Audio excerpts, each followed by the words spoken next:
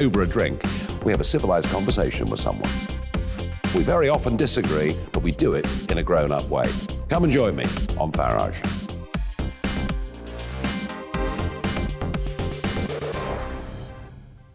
I'm Colin Brazier. I've reported from more than 70 countries around the world, covered wars from Afghanistan to Iraq, from Lebanon to the Balkans. I'm trying to bring that experience, that feel for events, to the studio. And something else. I'm ready to give an opinion. Today's stories with a spark. Brazier from 8 p.m. weekdays on GB News.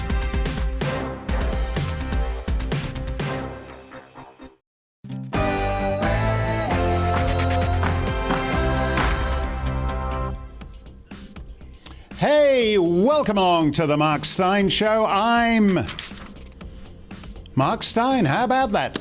Tonight, Robert F. Kennedy Jr., a contrarian voice in the one-size-fits-all League of Nations mandate of Vaxistan across the planet. Douglas Murray on what's really going on in this strange new landscape. And a great presence in the British music world for many years, Gary Osborne. Is he more than a pretty face? I don't think so. Plus, Stump the Steyn, Ask Me Anything. What's up with the Iranian nuclear program? How do I feel about the 85th anniversary of Edward VIII's abdication? What was the colour of the cheesecloth shirt I wore to a disco on the outskirts of Huddersfield in August 1973? Whatever you want, give it your best shot, as they say in the queue for the Omicron booster. Via email, gbviews@gbnews.uk, or tweet me at gbnews. But first, the news with Karen Roberts.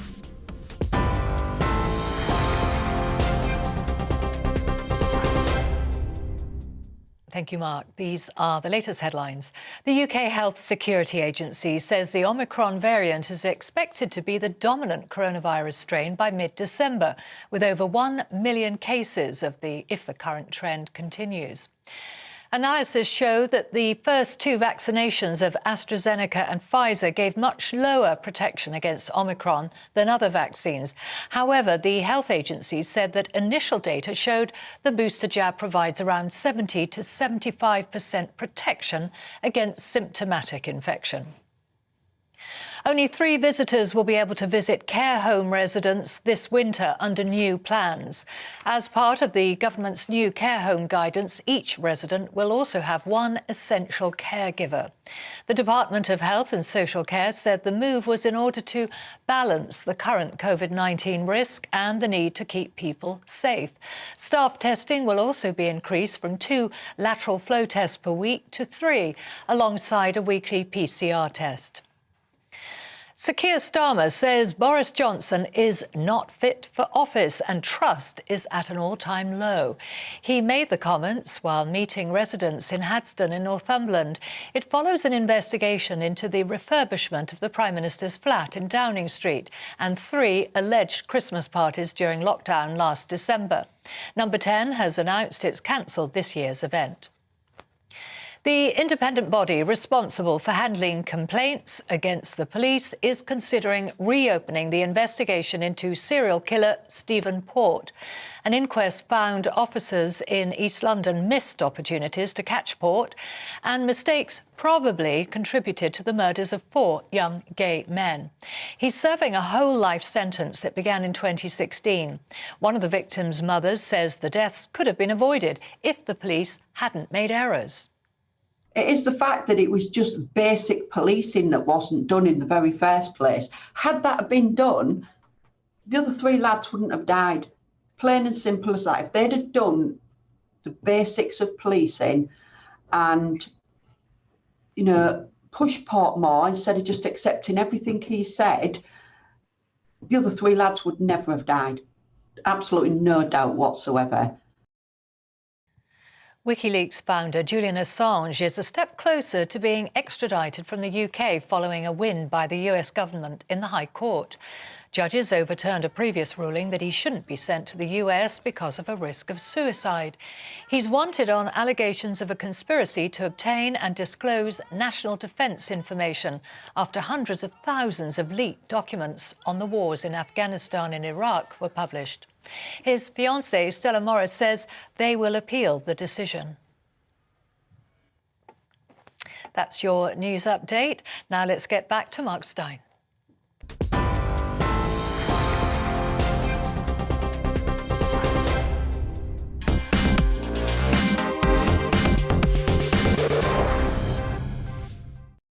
What a week. My interest in news is not really in the hamster wheel of the obsessions of Westminster correspondents. No matter how furiously you pedal, most of it won't matter in 6 weeks' time, never mind 6 years. As I understand the Prime Minister's position, no such parties ever took place in 10 Downing Street, or if they did, the dozens of spads off their collective faces were partying so demurely that they didn't disturb him upstairs in the pokey, if refurbished flat, getting an early night after siring his 27th kid or whatever he's up to by now. Likewise, the apparently routine drug use in the Houses of Parliament, the whole cocaine thing, was going on right under Boris's nose, and he never noticed a thing.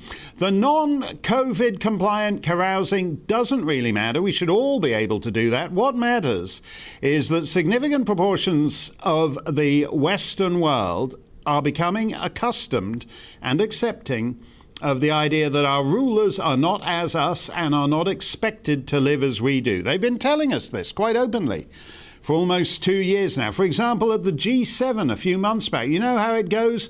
Joe and Boris and Justin and Emmanuel all appear masked up at the press conference, and then barely have the hacks left the room, then they're all backslapping and smooching and doing the full Joe Biden tongue sarnie, as if all the social distance theatre is a complete charade. Here they all are, getting cosy as they raise their... Look at this picture here. They're all getting cosy as they raise their eyes skyward. Look at those fellas. To watch this week's variant flying in from the South Sandwich Islands. Oh, look how... what's that between Boris and Justin? That's about 2¼ inches. Governments that tell us we can't, quote, snog under the mistletoe are led by serial snoggers. Take a look at this picture. Here's Ursula von der Leyen, the crazy Euro chickie demanding the compulsory vaccination of 500 million of her subjects, moving in up close and personal with Albert Bourla, the head honcho of Pfizer, so that they can give each other mutual booster shots. A literal image of the non-socially distant relationship between government and big pharma. They're not being, quote, caught out. They're signalling to us, and they're getting away with it, that the rules don't apply to them. They are a class apart. Oh, breaking news. Because of the march of the Omicron variant, please spend Christmas alone in your miserable bedsit. Oh, I'm sorry, I can't hear your objection. I've got Justin Trudeau's tongue in my ear. The story here, what will last long after Omicron has been forgotten, is the shift in the relationship between the rulers and the ruled. Why are we cowering before a variant that doesn't seem to have any discernible impact on anybody other than a slight weariness and heaviness of limb? And that could in fact be the variant, or it could simply be boredom, the old ennui with the whole COVID permanent emergency? Well, because as long as we're mired in Vaxistan, we're not talking about anything that matters, like, say, the southern coast of England, whose dissolved border is so entirely free of COVID, anyone can be admitted and fast-tracked into the nearest Holiday Inn. Or the fact that the union of what Boris Johnson once called the awesome foursome, back when he still had his mojo, the awesome foursome, England, Scotland, Northern Ireland, Wales, the union has been dramatically weakened under his rule. Or that the Chinese subversion of the Commonwealth, island by island, goes on with no pushback whatsoever from the metropolitan power. Because of Chinese money, the Queen has just lost her Barbadian throne in a nation where in 2016, 2019, polls never found more than 24% support for a republic. Where next in Her Majesty's dominions, the Chinese have spent £1 billion in Antigua and Barbuda, which seems rather a lot for a country of under 100,000 people. And how about the biggest story of all? Colin Brazier's Twitter poll yesterday asked if we're having too few babies. And a third of you said, yes, get busy, but 2/3 said, nah, get a telly. This was in reference to Elon Musk's observations this week on the Western world's demographic death spiral. 15 years ago, I wrote an international bestseller about demography. Do you know how difficult that is? A bestseller about demography? And presidents, prime ministers, even one guy who's now a king, invited me to come in and see them and talk about it. And then nothing happened. Some of the oldest nations in history, from Greece to Japan, are going out of business and are mired in tailspin demographics from which no society has ever recovered. And those that aren't in that desperate situation rely almost entirely on mass immigration. Again, to a degree no functioning society has ever attempted. So with respect to 2/3 of Colin's audience, the future belongs to those who show up for it. And right now, significant chunks of Europe and North America are heading for the express checkout. It's kind of pathetic. They've supposedly built the great progressive utopia, but figure, hey, what the hell, it's not worth bequeathing to future generations. We'll hear more about that, and we will have Robert F. Kennedy Jr. To talk about other aspects of the permanent COVID world. And we want to hear what you have to say, so you can email me, gbviews@gbnews.uk, or twerk me. Not twerk, that's something else, isn't it? Tweet me at GB News, or twerk me if you like. It's Friday, who cares? But we'll be back with your thoughts and our guests. Coming up next, don't touch that dial. It's time to remind ourselves there's always another winter. Canary Islands sponsors the weather. Hello, most areas enjoyed a bright but cold day on Friday, but all changed through this weekend as it turns milder, but we'll see some rain at times as well and turning very windy across the far northwest on Sunday evening. So if we look at the pressure pattern, then you can see a bit of ridge of high pressure across the UK on Friday. That was what's brought those bright conditions, but this weather front is spreading its way in from the Atlantic, and that's what brings some rain across all areas through Saturday. So back to Friday evening and overnight, then a lot of places will be dry, some clear spells as well. A few showers across western parts of England and Wales, tending to fade through the night. One or two mist and fog patches in the east as well. But cloud will thicken in the west as we see rain spreading in across western Scotland and Northern Ireland through the night. Some of that could be quite heavy. Turning milder as that cloud spreads in from the west, but another cold night to come further towards the east. So it's a bright start to the day across the east, quite cold as I said, but cloud will thicken through the morning here as we see rain spreading in across the whole of Scotland, Northern England, Northern Ireland, parts of Wales as well, and some of that rain could be quite heavy as well, so quite a wet picture through the afternoon. The rain lighter and more patchier across southern parts, and not reaching the far southeast until later on in the day. Across the east it will be chilly once again, but further towards the west those temperatures will be higher than recent days, with top temperatures of 10 to 12 degrees. A wet spell of weather then across southeastern areas through Saturday evening and overnight, and for much of the night across England and Wales it will be cloudy, further outbreaks of rain, that rain heavy for a time across northwest England, parts of Wales as well.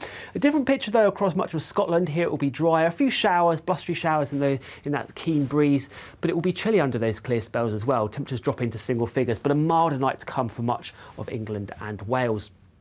So as we get started then on Sunday morning, most places will be off to a cloudy start. There'll be some further outbreaks of rain or drizzle across many northern and western parts, but some brightness, particularly across Scotland first thing and to the east of any high ground. But rain will turn heavier and more persistent through the afternoon. That sets the scene then for a very windy spell of weather across western Scotland through Sunday night into the early hours of Monday morning, with a warning already in force for that. I'll see you soon. Canary Islands sponsors the weather.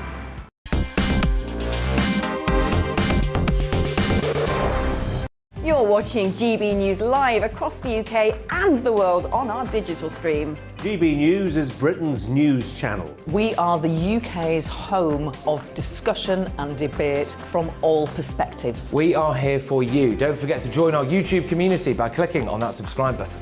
And if you want the GB News app, you can click and catch up on programmes anytime. We love to hear from you, so email us. gbviews@gbnews.uk. Thanks for being part of the GB News family. My name is Andrew Doyle. Join me every Sunday evening at 7 p.m. for Free Speech Nation. This is a show where we address current affairs and news stories of the week with the help of two wonderful comedian panellists. I brought in comics because I want to give it a lighter edge, and also they work for less. See you there.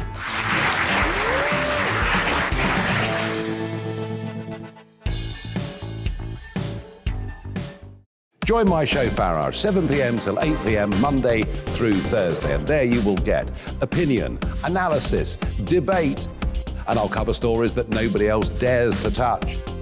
And then for the last 15 minutes, talking pints. We're over a drink. We have a civilized conversation with someone. We very often disagree, but we do it in a grown-up way. Come and join me on Farage.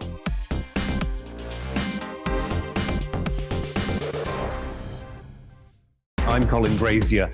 I've reported from more than 70 countries around the world, covered wars from Afghanistan to Iraq, from Lebanon to the Balkans. I'm trying to bring that experience, that feel for events, to the studio. And something else. I'm ready to give an opinion. Today's stories with a spark. Brazier from 8 p.m. weekdays on GB News.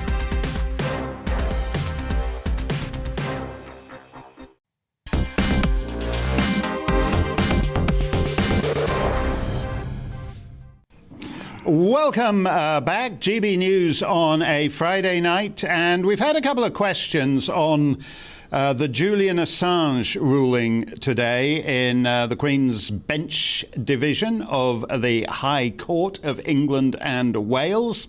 And as you know, it looks like Julian Assange will be headed to the United States, be extradited for an American crime. He's an Australian subject to the Queen. Why he is subject to a law of the United States. But as I said a couple of days ago, the US deep state is out to get him because he made them look like a bunch of chumps. It's not his fault if the United States has over 4 million people with top secret security clearances, and mysteriously, if you have 4 million people with top secret security clearances, it's hard to keep secrets. That's one of the first rules of secrets. You can try it for yourself at home. Have a secret with your sister.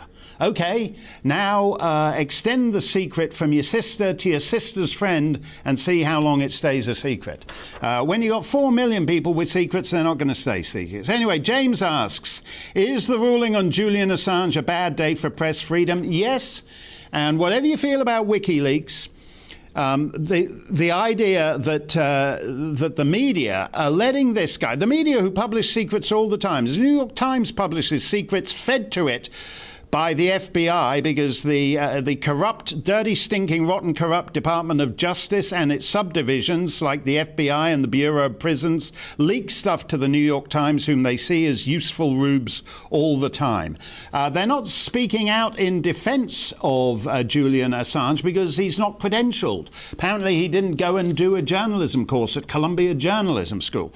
He's an Australian subject of the Crown, and what's happening to him is disgraceful. Now, Jack, that question was from James. Jack says, does Assange's extradition ruling mean it's time for the US to hand over Anne Sakoulas to the United Kingdom? Well, we know this is the lady who killed a British subject in her car. She was accredited to the United States Embassy. She was spirited out of the country back to Washington, and the US government has got no interest in sending her over to London to face trial. No, as Julian Assange's brother said when we discussed this last week, what's going on here is that it's a one-way extradition thing. The United States leans on countries to extradite for crimes that are not crimes in these people's own countries.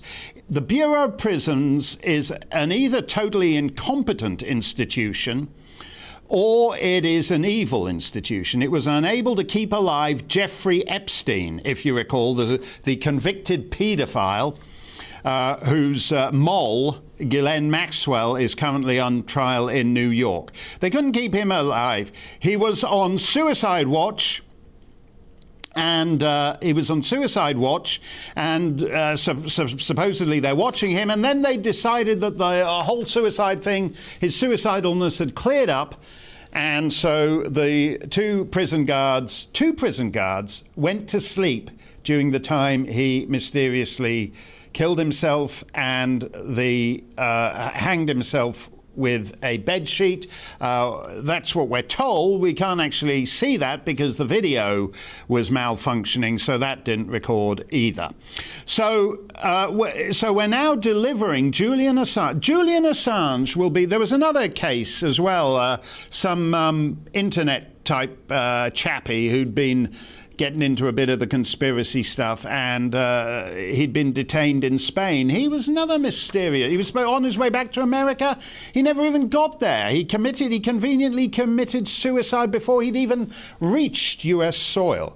I think Julian Assange will be very lucky to ever leave. However his trial comes out, he'll be A, lucky to make it to trial, and B, he'll be very lucky to come home out of that crummy system. They want to tell the world, the dirty, stinking, rotten, corrupt US Department of Justice wants to tell the world, you don't mess with us and our secrets. And it's disgraceful that the Lord Chief Justice of England has gone along with it. As I said last week on GBNews, no country should be extraditing to the United States, and particularly to the corrupt federal justice system. It is a great pleasure now to welcome my next guest, Robert F. Kennedy Jr. Robert F. Kennedy Jr. is a distinguished scion of America's most illustrious Democrat family. He's the son of a famous senator and nephew of a famous president. He's also a best-selling author. And in fact, he has a best-selling book right now. According to the Associated Press, it's number 4 in the hit parade. Let's see if we can have a look at this chart here of the book. This is where it is in the Associated Press. It's number 4, leaving the likes of John Grisham and J.K. Rowling, bringing up the rear at number 10 and number 11. As I speak, it's also the number 2 bestseller, Amazon, pushing Barack Obama down to number 7. And yet the book has not been reviewed or indeed even mentioned in any major American newspaper. It's number 5 on the New York Times bestseller list, but the New York Times won't tell its readers a word about the book. The publishers tried to advertise it, but all the big social media platforms, Facebook, Twitter, Amazon, have rejected all the advertisements. Why? Well, the clue is in the title. The real Anthony Fauci, Bill Gates, Big Pharma, and the global war on democracy and public health. As for the author, Robert F. Kennedy has lost his Instagram and YouTube accounts, the cartel of woke billionaires who control the internet having decided he is a peddler of, stand well back folks, a peddler of misinformation. It should be said that Mr. Kennedy has long been what is loosely known as an anti-vaxxer. That's to say he believes that vaccines have contributed to the explosion among American children of autism and attention deficit disorder. But it was not until he decided to take on COVID and the COVID vaccines that Zuckerberg and Google and the rest of the gang concluded he had to be shut down. It's a pleasure to have Robert F. Kennedy Jr. with me now. Are you stunned by the idea that if one disagrees with the official version, which is what your book does, in the America of 2021, you can now be vaporized from any media platform, social media, big newspaper. It's as if you're an unperson. These people all buy, like your book, they're buying your book in huge numbers, and as the old Broadway saying goes, nobody likes it but the public. You can't get this book reviewed in a serious newspaper or the questions it raises seriously addressed. Yeah, I think it's a dangerous turn for our democracy. Our democracy relies on a free flow of information, on the triumph in debate, in the cauldron of debate and the marketplace of ideas, of the best policies. We need to, we have a First Amendment in the Constitution in recognition of the fact that democracy really relies on the free flow of debate. I'm called an anti-vaxxer. I've never been anti-vaccine. That is a pejorative that is applied to me to silence me or marginalize me or make me look crazy. People, we now understand that the term vaccine misinformation has nothing to do whether a statement is true or not. It's a euphemism for any statement that departs from official orthodoxies or official proclamations. And we are very rigorous at Children's Health Defense at fact-checking every statement, of linking and sourcing it to official government databases or peer-reviewed publications. We have on our advisory board Luc Montagnier, who is the Nobel laureate who discovered the HIV virus. We have 312 PhD scientists and medical doctors, and they review the information, and they would not be with us for very long if we were putting out misinformation. So we just don't do that. And nobody has ever pointed to something that I've said that is factually wrong. It's just that you are no longer allowed in this country to speak against government policies or pharmaceutical products. You say something. I think this is actually just in a footnote on your book, round about page 312 or something, but it struck me. The late Roger Ailes, who was the chairman of Fox News, said to you, we're not, and this was before COVID, we're not going to have you on to talk about certain things because in an election year, 70% of our advertising comes from big pharma, from the pharmaceutical industry. And I thought, he's right about that. If you watch not just Fox, but if you watch the half-hour news bulletins, evening news on ABC, CBS, NBC, again, about 70% of those of the advertising before COVID was for these mysterious. It's quite different from what you see if you're watching French television news or Austrian television news, and this sort of snuck up on us, didn't it? That in a sense these guys become so powerful. The photograph we just showed of the so-called president of the European Commission smooching with the CEO of Pfizer. The intimacy of the pharmaceutical industry and government is a phenomenon that we didn't really pay attention to until COVID, with the exception of your good self. Well, first of all, the pharmaceutical companies, in my political party, we've always regarded them as criminal enterprises. The four companies that make all the vaccines that are currently mandated for American children, which are Pfizer, Sanofi, Glaxo, and Merck, since 2009, so in the last decade, have paid $35 billion in criminal penalties, civil damages, for lying to regulators, for defrauding the public, for killing hundreds of thousands of Americans. Vioxx, Merck knew that it caused heart attacks and didn't tell people. They sold it as a headache pill that caused heart attacks. These are the same companies that created the opioid crisis that kills 56,000 American kids a year, more kids than were killed in the entire Vietnam War. Roger Ailes, during that conversation, and I had this long kind of weird relationship with Roger Ailes, because I spent 3 months with him in a tent when I was 19 years old in East Africa. And despite our differences politically, he always tried to help me, and he'd always get me on the key programs on Fox to talk about environmental issues. They didn't agree with me, but he allowed me to debate it.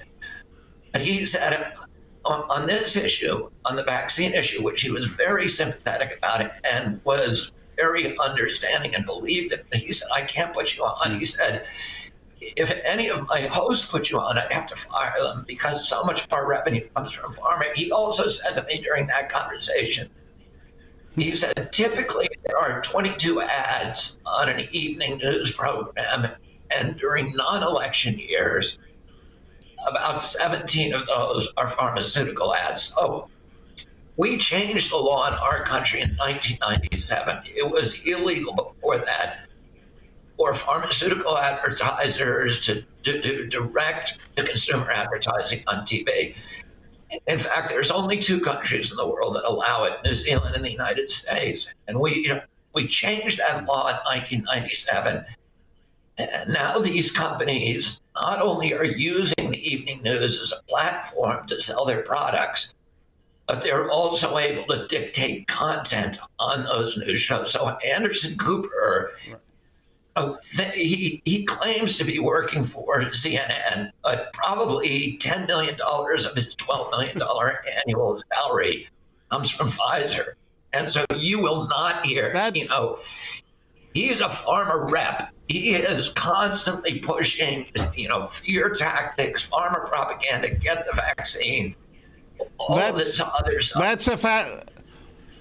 Yeah, that's a fascinating thing. But can I ask you about the politics of this? We've just had this COP26 climate summit in Glasgow. You've been a lifelong environmentalist, a genuine environmentalist, long before it became fashionable and then de rigueur. And if you listen to what everyone was saying at COP26, the various presidents and prime ministers, they were very clear that they thought the model they had applied to COVID for the last couple of years was now the model to apply to climate change. In other words, the strictures on the citizenry that they applied during COVID could now be effortlessly transferred to the climate change question. I don't know whether you were at COP26, but I would have thought that your views on Fauci and the other public health bureaucrats and Bill Gates in this book, which is a terrific read, but I would have thought that would have made you a little bit unpopular with your environmentalist friends who seem to regard COVID as a great pilot program for the climate change agenda. Yeah, well, so, I believe that climate is a global crisis and that we need to address it, but I don't agree with the way that they're treating it at COP. And I think what we're seeing on that these global elites are using crises, including COVID-19, not as a public health crisis or an environmental crisis, but as a pretense for clamping down totalitarian controls, for exercising a global coup d'etat against democracy, as a justification for the controlled demolition of constitutional rights globally. There's an easy fix to climate change. It's ending subsidies to carbon industry and creating true free markets which reward good behavior and punish bad behavior. That what they want to do in COP is do these huge geoengineering projects and to use climate as an excuse to deprive human beings of their rights globally. And I think that is exactly the wrong approach. They're giving climate a bad name, the same way that they gave public health a bad name.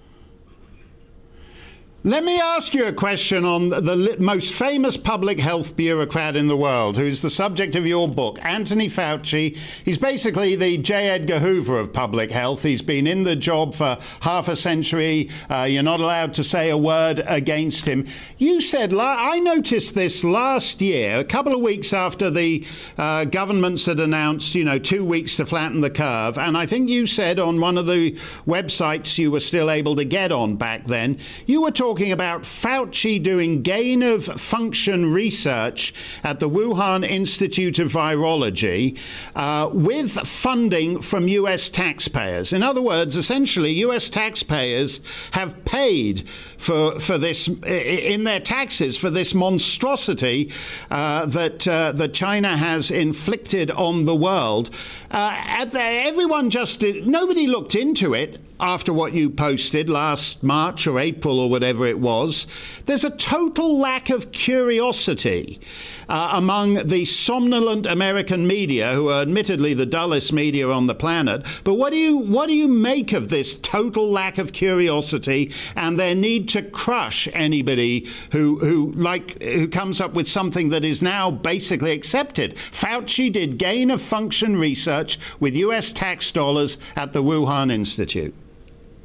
And Fauci, as I show in my book, was not alone. The CIA was even a bigger contributor to that gain of function, to those experiments, and the Pentagon through DARPA and BARDA, I think they put in $69 million. The CIA put in $34 million through USAID. And then Fauci was locked into doing it because after the 9/11 attacks, we had the anthrax attacks in our country. And the Pentagon used those anthrax attacks, which, by the way, the anthrax, as it turns out, came from the military labs. That's what the FBI said. They used it to pass the Patriot Act, to invade Iraq, but also to renew what essentially was illegal bioweapons development. Bioweapons treaty in 1969 had a loophole, which said if you are doing bioweapons research, which is now illegal, but if you're doing it to develop a vaccine, it's legal. It's called dual use. The Pentagon wanted to resume doing it, but they thought they'd look bad, so they funneled $1.6 billion a year to Fauci to do it. And then in 2014, President Obama ordered him to stop. 3 of his bugs escaped that year. In the United States, 300 leading scientists signed a petition to President Obama saying, please shut down Tony Fauci. He's going to start a pandemic, and with one of his little super bugs. Yep. So Obama ordered him to stop, but he passed a moratorium. He illegally continued in the United States, the worst of those experiments. But he moved some of the really bad stuff offshore to Wuhan, where he could do it in the secret without the nosy oversight of the White House or these scientists. Well, this is basically no different. Yeah, that's no different, though, from the deep state doing rendition, offshoring it to Pakistan for the Pakistanis to torture the guys in ways they wouldn't be able to do on U.S. soil. We have to leave it there, Robert, but the book is sober and fact-filled, which is more than one can say for the hysterics who are denouncing it. So I hope, despite the media blackout, people will take a look at this. The Real Anthony Fauci. Thank you to its author, Robert F. Kennedy Jr.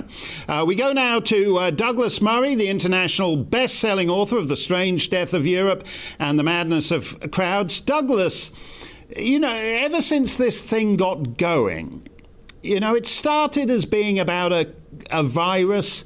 We're now talking in the province of New Brunswick in Canada, for example. You can't go into a grocery store to buy food if you do not have a vaccine passport. You can't get milk, you can't get bread, you can't get margarine or Nutella spread or whatever you put on the slice of bread. So something bigger seems to be going on than just a public health issue. And I wondered how you felt about it this far into it. Yes, it's very good to be with you, Mark. I think that's right. I think that if you'd have said at the beginning of this virus that we would end up where we now are, you would have been dismissed. People were. And even people who've taken a broadly sort of centrist approach to this virus, if you can call it a centrist issue, I think have been more and more alarmed by how many authorities have been accumulating more and more power to themselves, and all in the name of the public safety. The striking thing to me about this, and we see this in governments like the government in Austria, the one in Germany, which has been effectively making life, it's effectively mandating vaccines because it's going to make life absolutely impossible for anyone who hasn't got them. They just won't be able to really go out, as you say. You won't be able to buy things in the shops. You won't be able to go to a bar or a restaurant. You won't be able to leave your house. Even a year ago, this would have seemed completely impossible. But, as the historian David Starkey said, you get a Chinese virus and you end up with a more Chinese society, by which he meant, and I think this is true, you get more and more acceptance of the kind of surveillance state that China operates among its own benighted subjects. We all end up living a bit more like that. States like Singapore have completely instituted effectively Chinese-like state controls over the population. The democracies have been going the same way. And I'd say that the only country where that isn't the case has been the United States of America, because the genius of the USA is that state by state, you can have a difference in policy. Now, there's one other thing I should say about that, which is, of course, the underlying issue. See, in a country like Britain, part of the problem that we've had is you poll the public, and the public are scared, are worried, and effectively the politicians lead the public and the public follow the politician. So we get these strange situations like we had last year in the UK, where something like a third of members of the public polled said they didn't want lockdown to end, even if all the conditions to meet the end of lockdown were indeed met.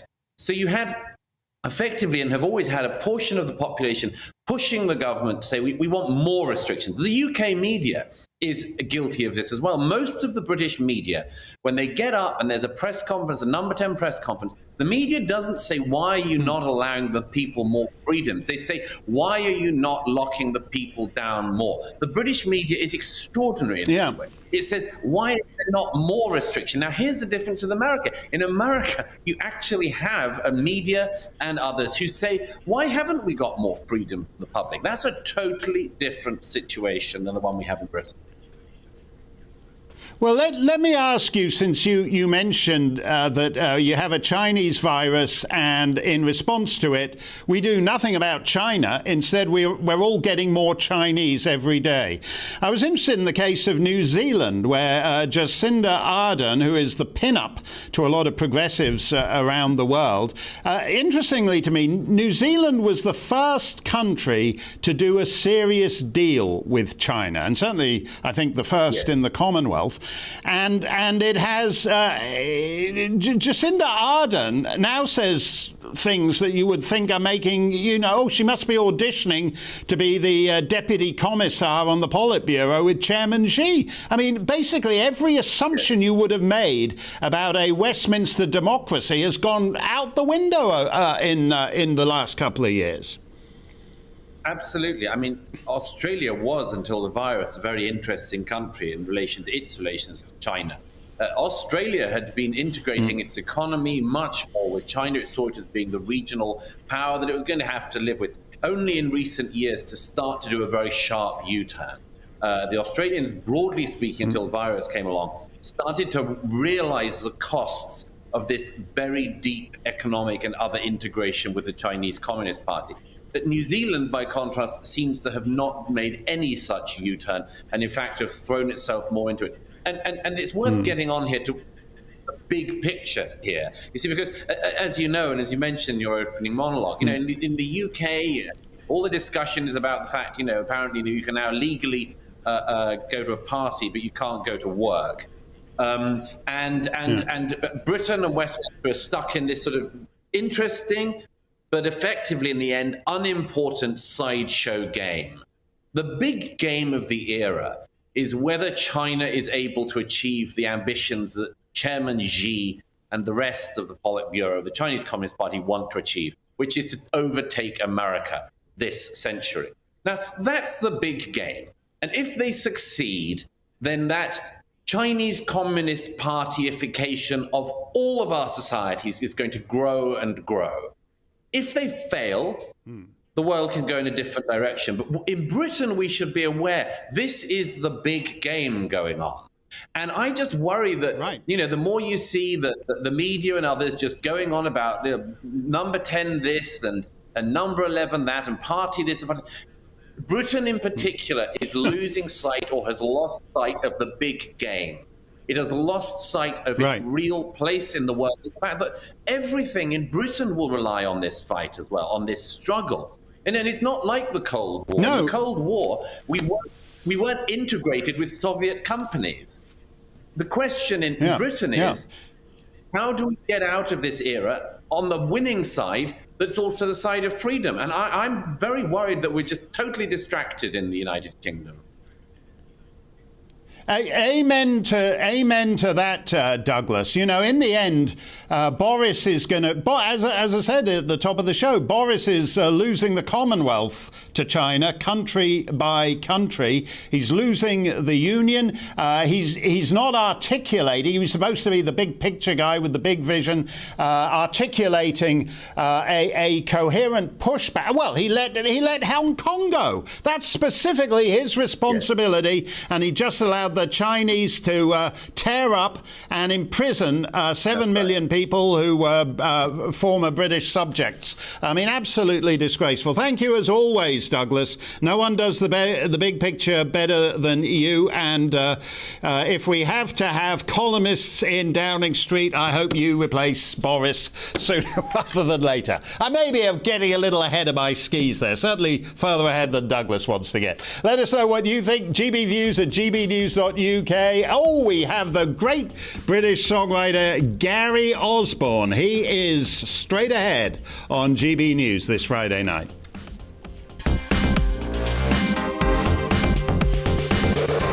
You're watching GB News live across the UK and the world on our digital stream. GB News is Britain's news channel. We are the UK's home of discussion and debate from all perspectives. We are here for you. Don't forget to join our YouTube community by clicking on that subscribe button. And if you want the GB News app, you can click and catch up on programmes anytime. We love to hear from you, so email us. gbviews at gbnews.uk. Thanks for being part of the GB News family. My name is Andrew Doyle. Join me every Sunday evening at 7 p.m. for Free Speech Nation. This is a show where we address current affairs and news stories of the week with the help of two wonderful comedian panellists. I brought in comics because I want to give it a lighter edge, and also they work for less. See you there.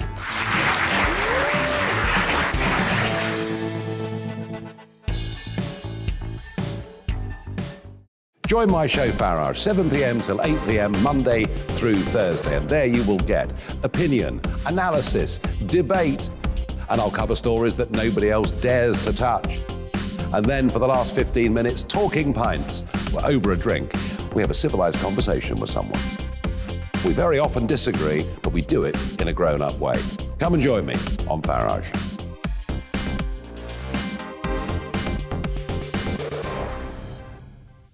I'm Colin Brazier.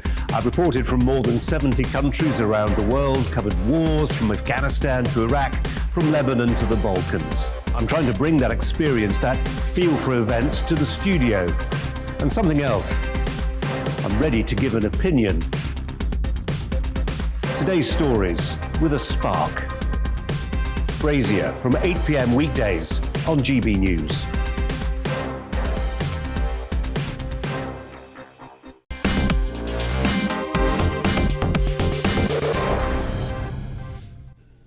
Welcome back. It's great to be joined by a grand survivor of British pop music, Gary Osborne. But alas, my team of crack researchers has totally let me down this week. I asked them to establish what colour were Gary Osborne's eyes, and they completely failed, so I'm going to have to bring in Elton John. Elton, what colour are Gary Osborne's eyes? Baby's got blue eyes, like a deep blue sea. Well, that is, of course, one of many great songs that Elton John and Gary Osborne wrote together. Hey, Gary, welcome to the show. I gotta ask you that you do have blue eyes. I think it's hard to tell with that shirt because you got kind of every kind of back. Old Pink Eyes is back here. Old they Pink. are actually blue, or they used to be when we could see them. Hey, it's great to be here. Well, you wrote that.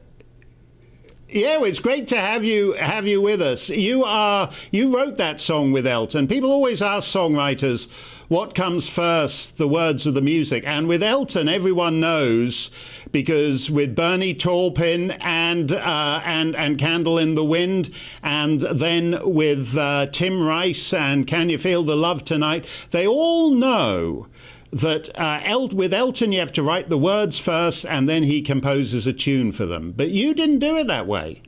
No, that's why I ended up writing with him. We were friends. He'd produced a song, Kiki D's first hit, called Amoureuse, which I had a hand in writing. And we became chums. Right. And he decided that he wanted to spend some time doing it the other way around. He'd always worked words first.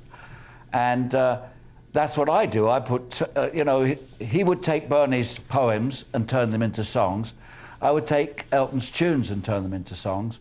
And we had about 4 or 5 years of some success and a lot of laughs, a lot of fun. Blue Eyes was, I never much liked Blue Eyes. He gave me 5 tunes that day. I was an hour late. He said, "Where have you been?" I said, "Well, it's a long way to Windsor." He said, "Well, I've been working for an hour. I've already written 5 tunes."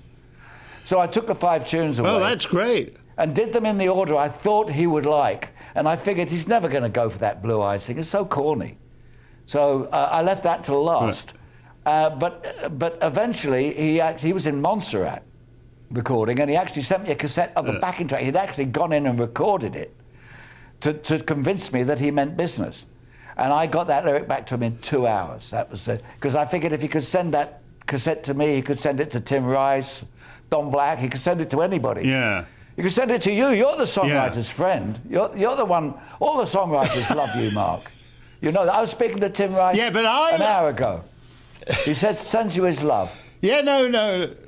But Tim gave me some advice, and he said I should never actually try going into that, because my reaction to Blue Eyes would be yours. Oh, wait a minute, Blue Eyes, that's got to have been done 1,000 times. Some guy in 1908 wrote Blue Eyes. Why would I even bother going with that? I got to ask you about something. He did have a boyfriend who had blue eyes at the time, and in the 35 songs I wrote with Elton, he would give me that. Do you see that someone's putting a glass of white wine here? Now, I wouldn't call that the red wine that I was promised. I was promised red wine. No, that's just some cheap New Zealand Sauvignon Blanc. We've let you down there. It's probably just as well. I'm on antibiotics. And I got 2 kinds. I've got the kind you can drink with and the kind you don't. But I can't remember which one I took. So maybe I should leave the wine alone. Let me ask you this, because you're not just a songwriter. For a long time, you also used to put together the backing singers for some big hit records.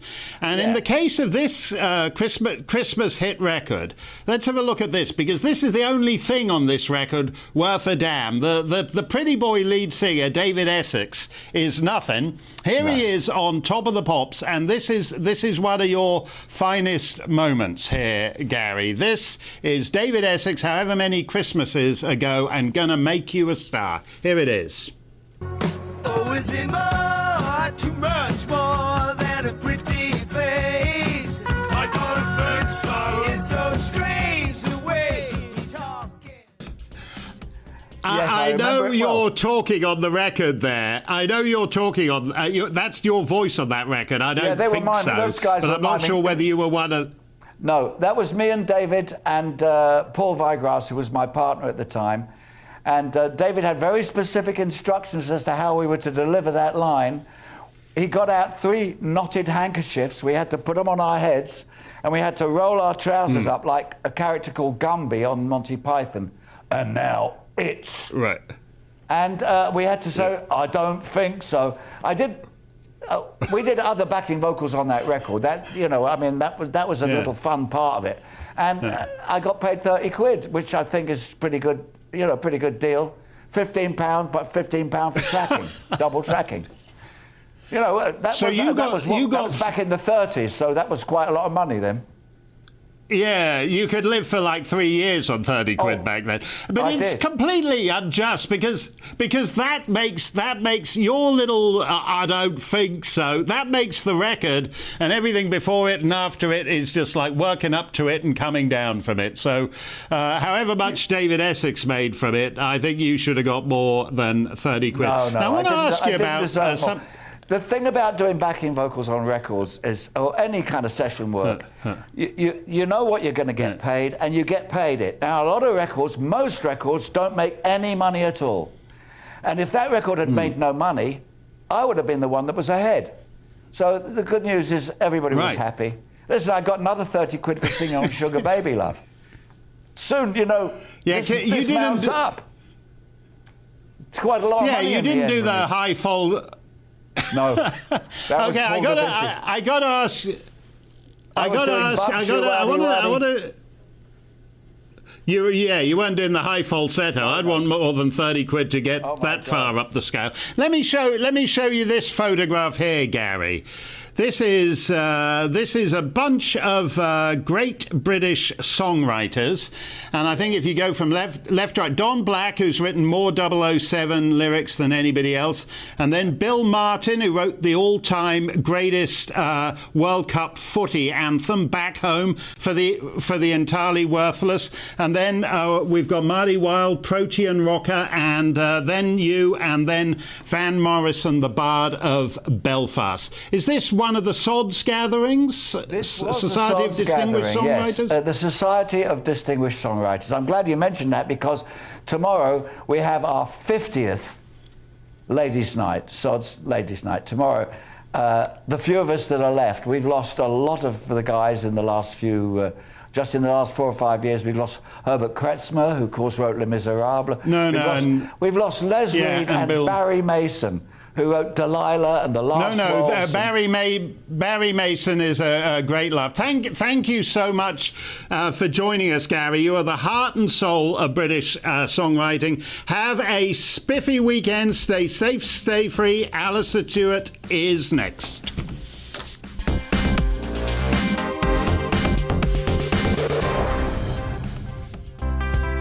It's time to remind ourselves there's always another winter. Canary Islands sponsors the weather. Hello. Most areas enjoyed a bright but cold day on Friday, but all changed through this weekend as it turns milder, but we'll see some rain at times as well and turning very windy across the far northwest on Sunday evening. So if we look at the pressure pattern, then you can see a bit of a ridge of high pressure across the UK on Friday. That was what's brought those bright conditions, but this weather front is spreading its way in from the Atlantic, and that's what brings some rain across all areas through Saturday. So back to Friday evening and overnight, then a lot of places will be dry, some clear spells as well. A few showers across western parts of England and Wales, tending to fade through the night. One or two mist and fog patches in the east as well. But cloud will thicken in the west as we see rain spreading in across western Scotland and Northern Ireland through the night. Some of that could be quite heavy. Turning milder as that cloud spreads in from the west, but another cold night to come further towards the east. So it's a bright start to the day across the east, quite cold as I said, but cloud will thicken through the morning here as we see rain spreading in across the whole of Scotland, Northern England, Northern Ireland, parts of Wales as well, and some of that rain could be quite heavy as well, so quite a wet picture through the afternoon. The rain lighter